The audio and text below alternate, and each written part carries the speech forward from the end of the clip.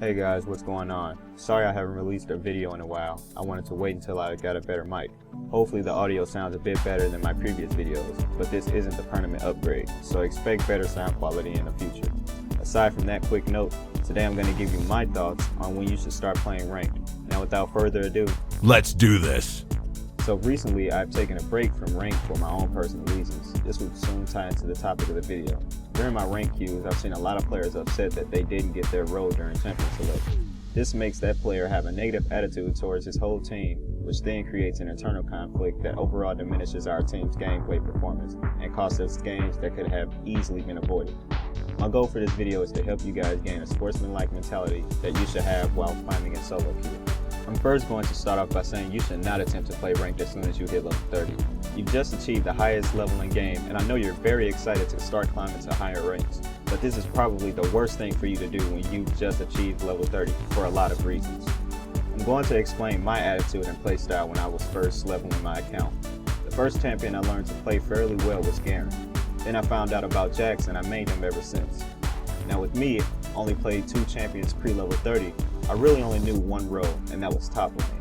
So all I wanted was top, and if I didn't have what I wanted, I'd be stuck in a role that I didn't know how to play and would do terribly in. My tip to you is, if you really only play one role from levels 1 through 30, play more matches in roles you're not familiar with.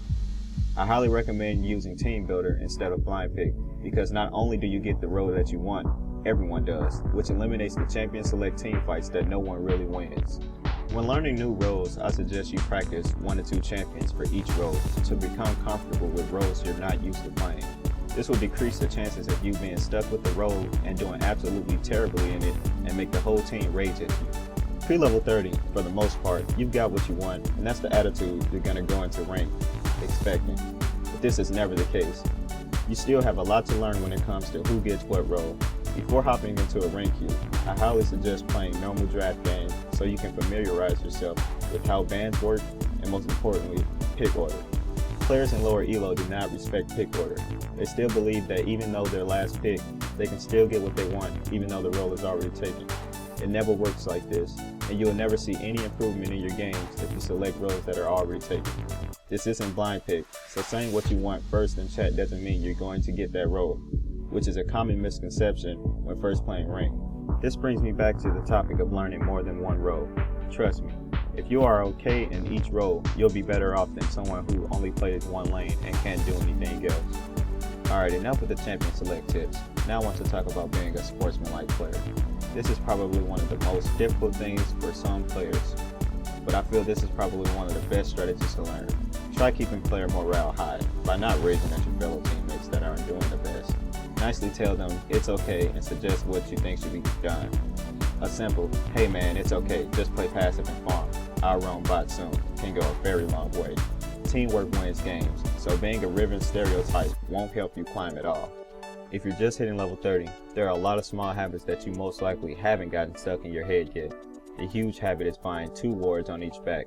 Getting into this habit will avoid so many deaths because, along with your trinket, placing all the wards will maximize the amount of vision you have on the map. It also never hurts to have a pink ward placed somewhere on the map at all times. Pink wards are so overpowered, and it amazes me on how little they're used at my elo. Other small habits are things such as pings, letting your team know that mid is missing, and pinging careful will reduce deaths. And if you're the salty type, you wouldn't have to worry about your team feeding your lane. For my last note, which is equally important than the others, is controlling your emotions. I can't stress that enough. As a joke, I've changed my name to Mr. NaCl. And if you know the smallest of chemistry, you know that NaCl translates to salt. You want to be the complete opposite of my name. Don't get salty because you died to the jungler after you were overextended without vision. Don't place the blame on no one else but yourself. Raging at your teammates won't solve anything. It's just going to make you and everyone else play at their worst. This puts your enemies at an even more advantage than they were before. As I always say, put the salt on some fries instead of in your gameplay. Well, that's about it. I hope you guys take anything out of this video. If you enjoy what I had to say or agree with anything I've said, please leave a like. And if you're new to my channel, please hit that subscribe button. Thanks for watching and have a nice day.